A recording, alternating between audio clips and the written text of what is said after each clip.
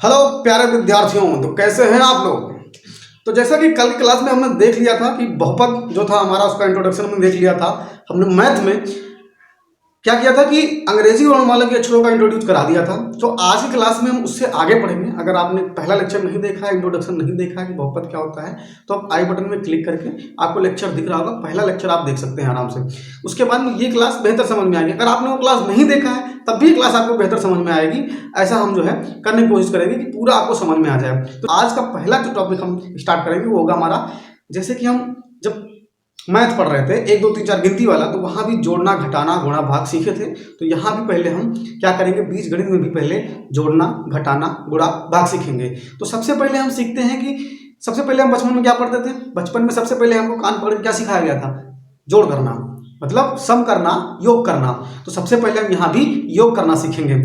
तो जैसा कि आप जान रहे होंगे, जैसे मान लीजिए योग करना है, तो योग सीखने से पहले, योग को सीखने से पहले जो आपने बचपन में गलतियां की हैं, नहीं पढ़ी है और जो भूल गए हैं, उसको 1 मिनट में रिवाइज कर देते हैं, क्विक रिवीजन करते हैं, जिससे आपको आगे, क्योंकि वही काम आएगा आगे पूरा, तो आप समझ नहीं पाओगे, तो जो है वो रिवाइज कर देते हैं।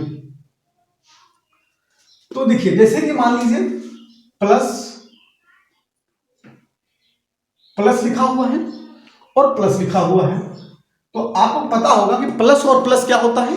चाहे इसका हम मल्टीप्लिकेशन करें, चाहे इसको हम जोड़ें, चाहे घटाएं, तो प्लस, अगर प्लस है तो क्या होगा, प्लस प्लस प्लस हो जाता है, तो ये प्लस हो जाएगा। जैसे कहोगे बताओ जैसे, तो एग्जांपल के तौर पे देखिए, मान लीजिए +5 लिखा हुआ है और +4 लिखा हुआ है, तो ये हो जाएगा +9।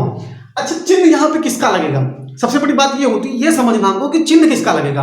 तो चिन्ह हमेशा बड़ी संख्याओं का लगाते हैं, जो बड़ी संख्याओं पे चिन्ह दिया हो उसी चिन्ह को हम लगाते हैं। तो बड़ी संख्या यहाँ पे 5 थी, तो 5 के आगे प्लस था, तो हम यहाँ पे 5 लगाए। लेकिन हमको पता कैसे चला कि प्लस करना है, क्योंकि प्लस यहाँ भी था और यहाँ भी था। कभी कभार क्या होता है कि इस 5 के आगे या पहली संख्या के आगे कुछ लिखा नहीं होता है, और जहां पे कुछ नहीं लिखा होता है हम उसको समझते हैं कि वो प्लस लिखा हुआ। जैसे मान लीजिए यहाँ पे अगर कुछ नहीं लिखा होता तब भी हम मानते हैं कि प्लस लिखा हुआ है, +5 लिखा हुआ है, तो हमेशा आगे से ये चीजें ध्यान रखना, ठीक है। अब बात करें आगे कि अगर माइनस हो और माइनस हो तो क्या होगा, तो भैया माइनस और माइनस ये भी प्लस ही होगा, तो ये हो जाएगा आपका प्लस।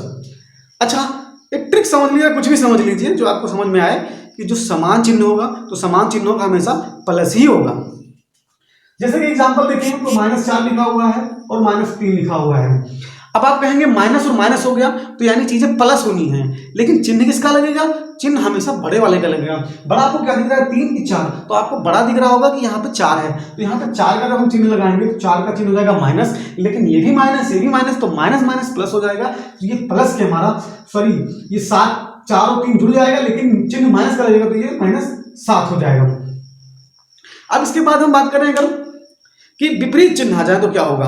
जैसे मान लीजिए हमारे पास प्लस था और अब माइनस आ गया, तो विपरीत चिन्ह का हमेशा ध्यान रखना, हमेशा विपरीत चिन्ह का माइनस ही होगा, ये आपको बिल्कुल ध्यान रखना है।